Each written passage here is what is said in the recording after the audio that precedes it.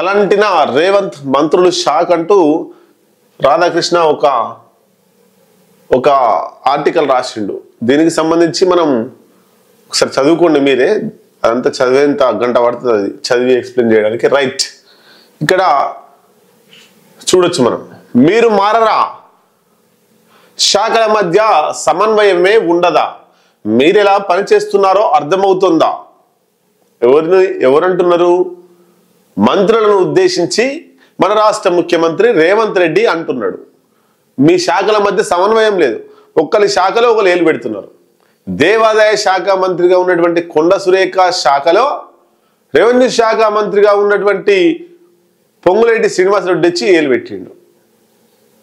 అంటే ఇక్కడ ఒక్కరి శాఖలోకి ఇంకొకరికి పోతున్నారు. ఎవరి శాఖ ఎవరికైనా అర్థమవుతుందా? అసలు ఆ శాఖ వాళ్ళకు తెలుసా? ఆ శాఖ పరిధి తెలుసా?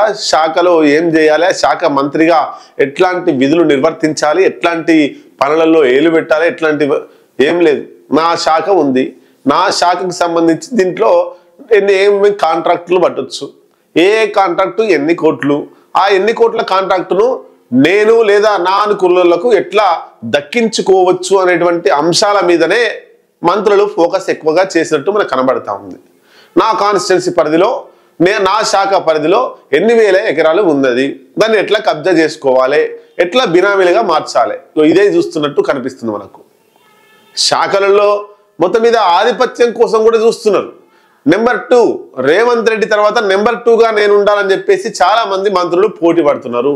దాంట్లో ప్రధానంగా పొంగులేటి శ్రీనివాసరెడ్డి ఉన్నాడు, అట్లాగే పొన్నం ప్రభాకర్ గౌడ్ ఉన్నాడు, అట్లాగే బట్టి విక్రమార్క, ఇంకా అట్లాగే సీతక్క, అట్లాగే కొండ సురేఖ, ఇట్లా అనేక రకాల మంత్రులు కూడా ముఖ్యమంత్రి నెంబర్ 1గా ఉన్నప్పుడు మంత్రుల వర్గంలో నెంబర్ 2గా నేనే ఉండాలనే ఆశతో ఆలోచనతో రాంగ్ స్టెప్పులు వేస్తూ ఈ మంత్రుల మధ్య గొడవలకు దారి తీయడానికి అవకాశాలు ఏర్పరచుకుంటున్నారు. మరి ఈ నెంబర్ 2గా ఉండడం కోసం అన్ని గొడవలు జరుగుతున్నాయి అంటే నెంబర్ 2గా ఉండడం కోసం గొడవలు జరుగుతున్నది మాట వాస్తవమే. దానితో పాటు ఆధిపత్యం చెలాయించాలని, ఈ కాంట్రాక్టులు పట్టాలని, ఈ శాఖలోని వ్యక్తి మంత్రి ఆ శాఖలోకి ఏలు పెట్టడం, కాలు పెట్టడం, గన్నులతోటి బెదిరించడం, ఇవన్నీ కూడా జరుగుతున్నాయి. ఈ గన్ సంస్కృతి, గన్ కల్చర్ ఎక్కడి నుంచి వచ్చింది తెలంగాణకి? ఎవరు తీసుకొచ్చిర్రు? అంటే మంత్రులే, రేవంత్ రెడ్డి స్వయంగా మంత్రులను, వాళ్ళ గన్మెన్లను, లేకపోతే వాళ్ళ ఓఎస్డీలను పురమాయించి ఇదంతా కూడా చేస్తున్నారు.